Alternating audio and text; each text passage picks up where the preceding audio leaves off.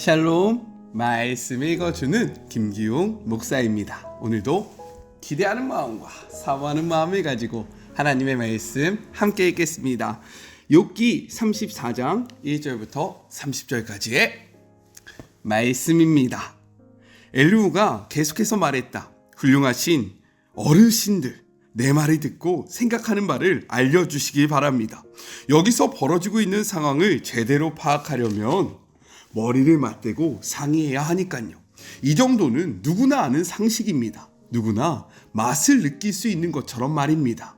들으신 것처럼 욥은 이렇게 말합니다. 나는 옳다. 그런데 하나님은 내게 공정한 재판을 허락하지 않으신다.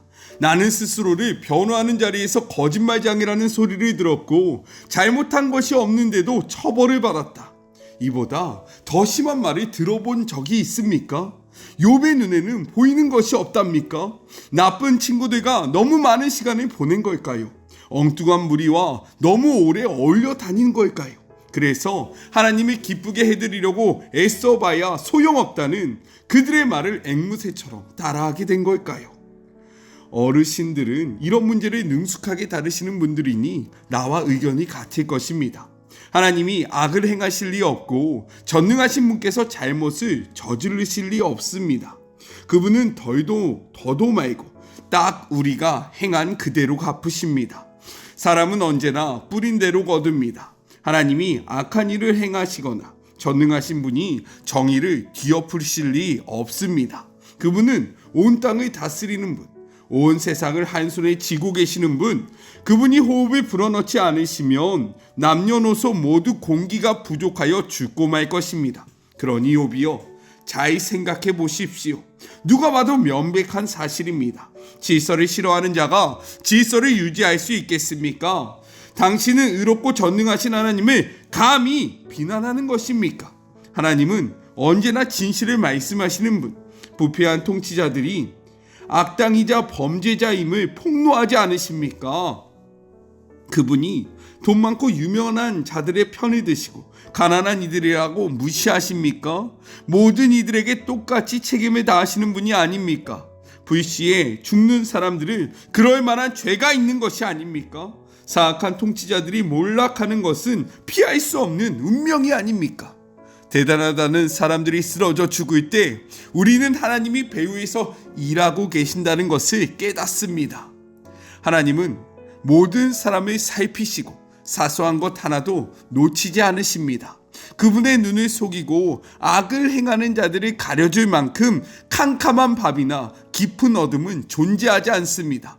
하나님은 그들의 죄를 입증할 증거를 더 모으실 필요가 없습니다. 그들의 죄는 명백한 사실이기 때문입니다.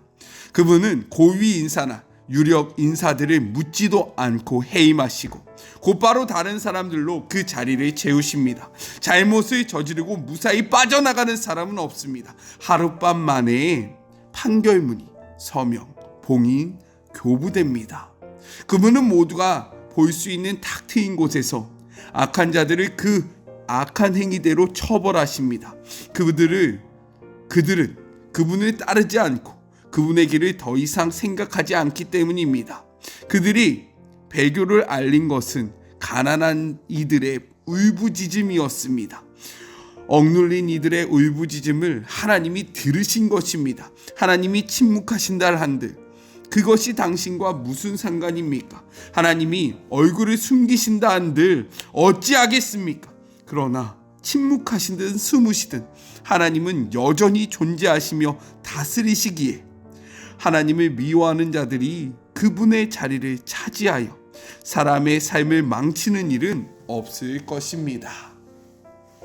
이것은 하나님의 말씀입니다. 우리가 함께 묵상하지 않았던 토요일 말씀부터 엘리후가 등장합니다. 이 엘리후를 한번 어떻게 생각할지 정의하고 오늘의 본문을 넘어가는 것이 좋다라고 생각되어져요. 엘리후는요 좀 신비한 인물입니다. 왜냐하면 여기 초반에 등장하지 않았다가 어느 순간 마지막 순간에 뿅 나와서 많은 이야기를 하고 있기 때문인 거죠. 여태까지 욥기의 이야기가 어떻게 진행되었습니까? 욥이요, 먼저 이야기하잖아요. 나에게 왜 이러한 고난이 왔을까? 하나님은 나를 왜 공격하셨을까? 그러면 친구들 중에 한 명이 나와서 야, 그건 네 죄 때문이야. 너 빨리 회개해야 돼. 그러면 욥이 다시금 나와서 아니야, 난 죄를 짓지 않았어. 나는 하나님 앞에 올바로 살았어. 그러면 이 이야기를 듣던 또 다른 친구 나와서 아니야, 네가 죄를 지었기 때문에 이런 거야 라는 이러한 변증을 통해서 얘기가 진행되었다라는 거예요. 그런데 갑자기 이 마지막 부분에 엘리후가 나와서 쭉 이야기를 하는데 욥도 그렇고 새 친구도 그렇고 이 엘리후의 말에는요 아무런 대꾸를 하지 않는다는 점이죠. 신기하지 않습니까? 이 엘리후의 말이 끝나자마자 이제 하나님께서 나타나십니다. 그리고 새 친구에 대한 평가를 내리세요. 욥에 대한 평가도 내리십니다. 하지만 엘리후에 대한 평가는 없다라는 거예요. 그렇기 때문에 성경학자들은요, 이 엘리후를 어떻게 바라볼 것인가에 대한 많은 논의가 있습니다. 저는 그 많은 논의들 중에서요, 엘리후를 이렇게 생각해 봤으면 좋겠어요.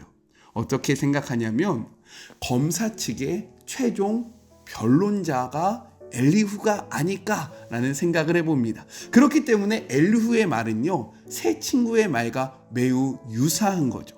하지만 엘리후는요, 새 친구를 비난합니다. 왜요? 앞서 세 번의 그런 많은 기회가 있었는데 이들이 욥을 설득시키지 못했다라는 거죠. 이러한 입장에서 보면 욥도요, 엘리후에게 딱히 할 말이 없는 겁니다. 왜요? 새 친구에게 이미 내가 하고 싶은 말을 다 했기 때문인 거죠. 하나님의 입장에서 바라봐도요, 마찬가지지 않을까요? 새 친구에 대한 평가가 곧 엘리후에 대한 평가이기 때문에 굳이 엘리후를 언급하지 않은 것이 아닐까라는 생각을 해보면서 검사 측의 최종 변론자가 엘리후다라는 개념으로 말씀을 한번 나눠보려고 해요.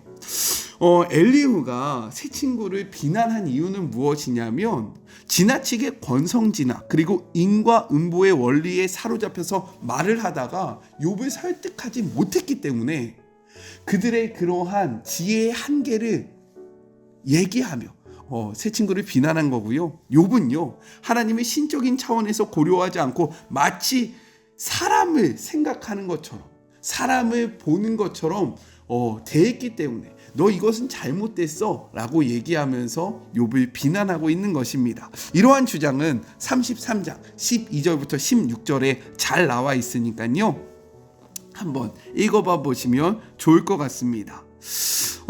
그렇다면 엘리후는 어떠한 역할을 하는 것일까? 엘리후는요, 하나님의 고유 영역인 주권, 즉 인간과 전혀 다른 방식으로 사역하고 활동하시는 면모를 더함으로써 새 친구들과 욥의 그러한 얘기의 중재자의 역할을 하고 있다라고 생각을 해볼 수 있는 거예요. 이러한 개념을 가지고 오늘의 본문을 한번 살펴보았으면 좋겠습니다. 엘리후는 본격적으로 욥에게 문제를 제기하기 시작합니다. 욥은 하나님의 정의와 주권, 자유를 침해하는 잘못된 주장을 하고 있다라고 이야기를 해요. 왜요? 하나님은 인간과 전적으로 다르시기 때문에 하나님을 마치 자기와 동일한 사람으로 생각하는 욥의 주장은 잘못되었다라고 이야기하고 있는 거예요. 그는 욥이 마치 하나님의 공의와 정의에 대해서 모든 것을 아는 사람처럼 떠들어대며 진실을 왜곡시키지 말라라고 얘기하면서요, 욥을 나무랍니다. 이러한 얘기가 무엇이냐면 10절부터 12절 인과응보의 원리 무엇입니까? 선한 자에게는 은혜를 베푸시고 악한 자를 징벌하시는 것을 통해서 하나님의 선하심을 먼저 강조해요. 12절의 말씀, 사람의 행위를 따라 갚으사 각각 그 행위대로 받게 하시니. 이것이 바로 인과응보, 권성진학의 그러한 사상인 거죠. 이어서 13절부터 20절 하나님의 절대 주권을 강조하며 하나님은 무엇이든지 자신의 뜻대로 행하실 수 있는 분이다 라고 이야기를 해요. 18절부터 19절 같이 한번 읽어볼까요? 그는 왕에게라도 무용지물이라 하시며 지도자들에게도 악하다 하시며 고관을 외모로 대하지 아니하시며 가난한 자들 앞에서 부자의 낯을 세워주지 아니하시니 이는 그들이 다 그의 손으로 지으신 바가 됨이라. 앞선 권선진학의 그러한 평가는 새 친구들의 주장을 이야기하는 것이고, 이어지는 이 하나님의 절대 주권은 욥의 이야기를 근거로 하고 있는 거죠. 이 두 가지의 얘기를 짬뽕해서 지금 욥을 이야기하고 있는 겁니다. 그러면서 22절부터 30절을 통해서는 하나님을 악을 징벌하신다라고 얘기하고 있어요. 그의 말을 다 들어보면요, 모든 말이 옳습니다. 마치 새 친구들의 이야기처럼요. 엘리후 역시, 그런데 문제는 무엇이냐면 엘리후 역시 욥이 처한 상황에 대해서는 별 관심이 없었다라는 거예요. 제가 지난번에도 한번 이야기했었는데 성경은 우리에게 이렇게 이야기하죠.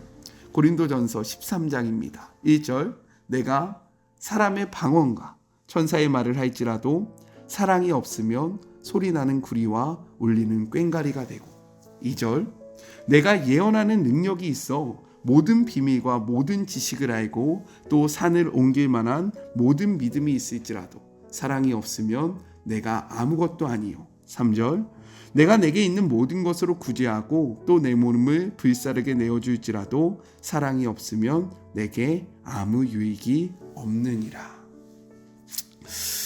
절대적으로 옳을 수 있는 우리들의 말이 있습니다. 그런데요, 그 말에 사랑이 없으므로 소리나는 구리와 울리는 꽹과리가 되지 않기를 소망합니다.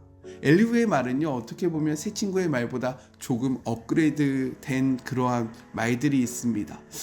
무조건 권선진학과 그리고 인과응보의 관점으로만 하나님을 바라보는 것이 아니라 욥이 이야기했던 하나님의 절대주권, 하나님은 모든 것들을 하실 수 있다는 그러한 의견도 포함하고 있기 때문인 거예요. 하지만 그럼에도 불구하고 하나님은 행한 대로 악한 자들을 심판하시는 분이다, 가난한 자들을 도우시는 분이다 라는 생각에 사로잡혀 있는 거죠.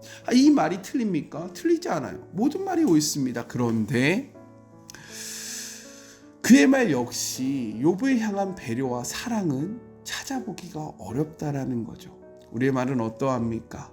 우리의 말이 절대적으로 옳을 수 있어요. 제가 하는 이 말도요, 절대적으로 옳을 수 있어요. 왜요? 하나님의 말씀이기 때문인 겁니다. 그런데 우리의 말이 이 말을 듣는 대상의 그러한 상황과 그리고 그 영혼을 향한 사랑이 없으면 모든 것들이 울리는 꽹과리가 될 수 있다는 것을 꼭 기억하시면서, 성경은요, 우리를 위해서 쓰여졌다라는 것을 반드시 기억하는 우리 모두가 되었으면 좋겠습니다.